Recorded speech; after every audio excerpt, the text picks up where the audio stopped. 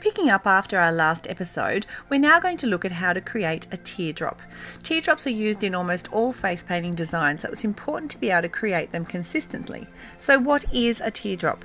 A teardrop is a delicate petal shape created by varying pressure throughout a stroke. One end is very thick, the other very thin, and a gradual increase of pressure in the middle.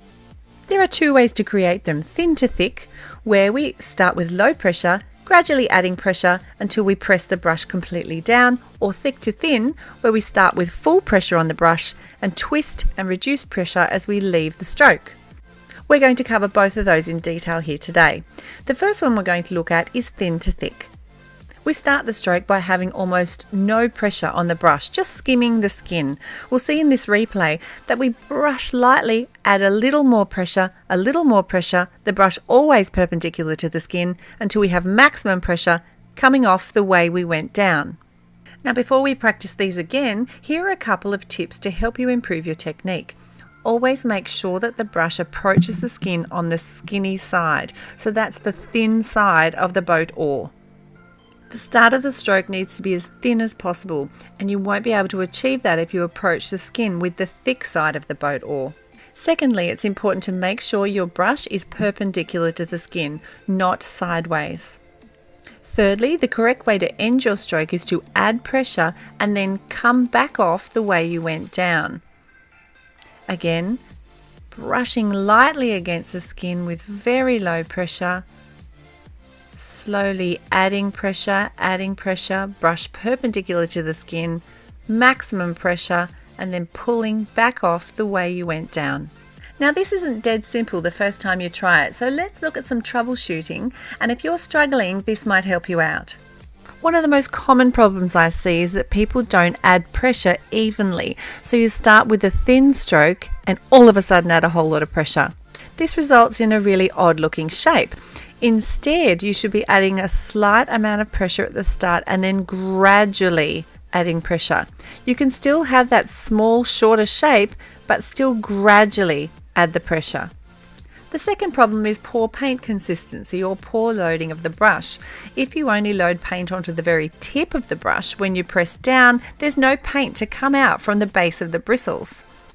If the paint is too dry when you press down, again, you'll have an inconsistent stroke. Or if the paint is too watery, when you press down, the brush will force water out, creating a blurred end of the stroke. The perfect inky consistency of paint will always produce the perfect stroke. Sometimes you can get the perfect stroke, but then at the end, instead of going down and coming back off the way you went down, some people go down and then flick and get a really hairy end to their stroke.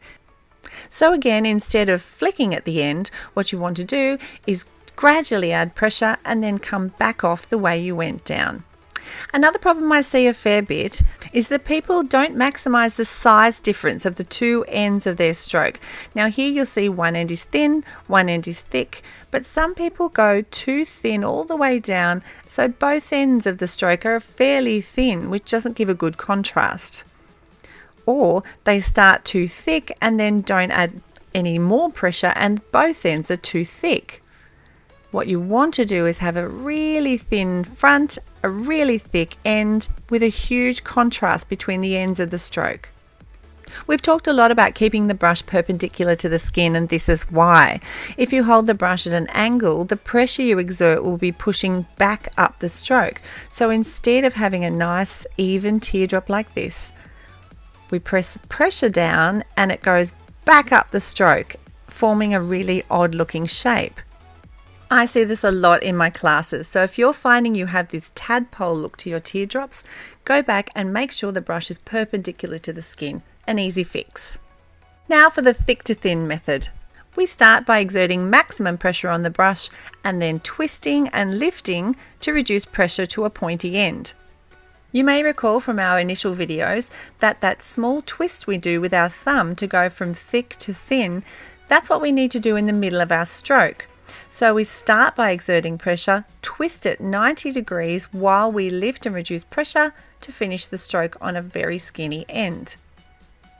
It's good to practice these strokes as much as you can. I often practice on my arm every day or for at least 20 minutes before a job.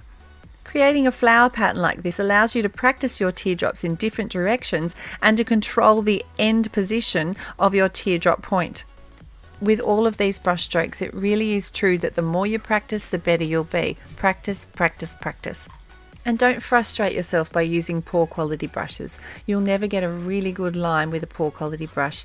I absolutely adore the Global Colours brush range. I designed it myself, so I really recommend giving those a try. So just to recap the two methods for creating teardrops, thin to thick and thick to thin. Thin to thick, start with very low pressure, gradually add pressure keeping the brush perpendicular to the skin, and then come back off the way you came. Thick to thin, start with maximum pressure, twist through 90 degrees while you're lifting the brush and come to a fine point. So that's teardrops. Next episode we'll cover tiger stripes and swirls.